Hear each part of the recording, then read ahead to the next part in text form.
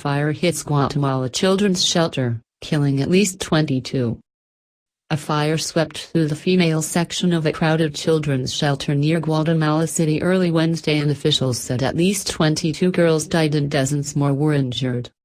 Photos from inside the shelter showed blue sheets covering sneaker-clad bodies and bits of foam mattresses in what appeared to be a smoke-stained dormitory room.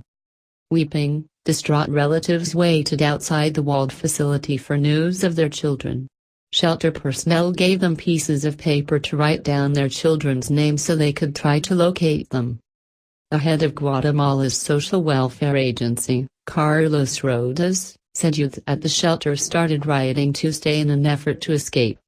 Complaints about abuse and living conditions at the overcrowded shelter have been frequent. Then on Wednesday, about 9 a.m., some of the adolescents lit their mattresses on fire, Rodas said. We don't shirk responsibility, we accept it, but we can't get those lives back. Julia Barrera, spokeswoman for the prosecutor's office, said late in the day that at least 20 children and teenagers perished.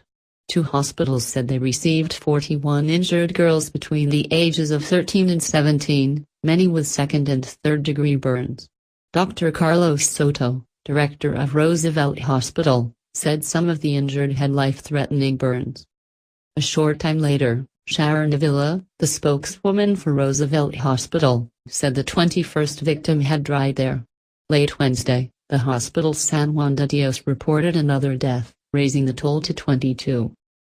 Rodas said the shelter had an official capacity of 500, but was housing at least 800 youths. The federal government said in a statement that it had fired the shelter's director. It also said that before the fire the government had asked that youths with criminal records housed at the shelter be moved to other facilities, but that had not occurred.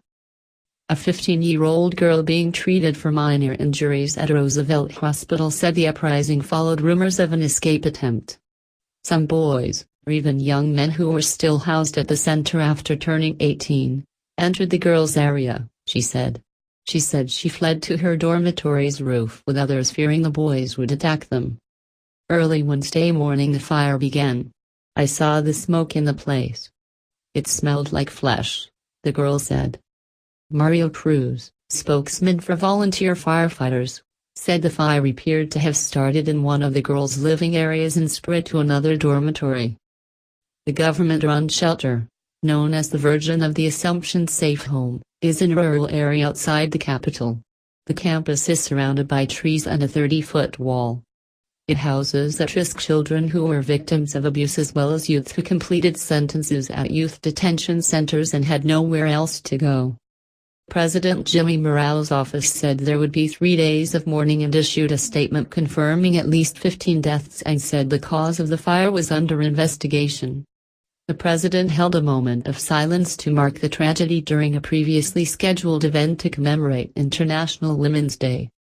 Attorney General Annabella Morphin said children in a protective situation should not be housed with children who have problems with the law and called for an investigation of those responsible. Jorge de Leon, Guatemala's human rights prosecutor, said in a statement that at least 102 children had been located after escaping from the shelter and more had managed to flee.